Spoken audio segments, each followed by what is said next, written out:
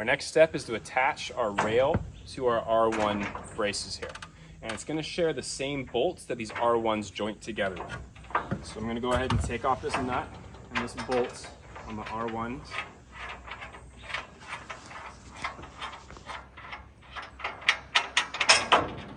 I'm gonna put it through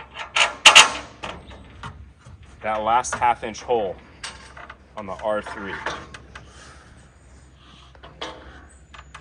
Run this down and reach out. Drop this 1/2 inch bolt through.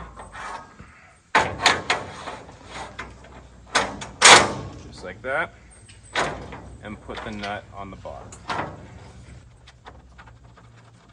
And we're gonna do the same thing over here with this one.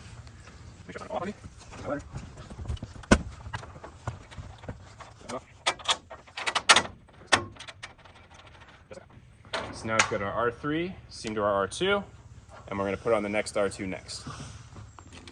So now we're gonna put a seam on the end of all of our R2s, so they're ready to go once we install it. Now we've got all of our seam pieces on our R2s, we're ready to install them. Perfect. Time to put our next R2 on. So we're gonna take off this nut and bolt here.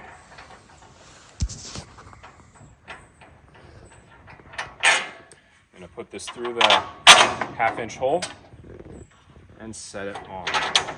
Just like that. Now I'll put the nut on the back side.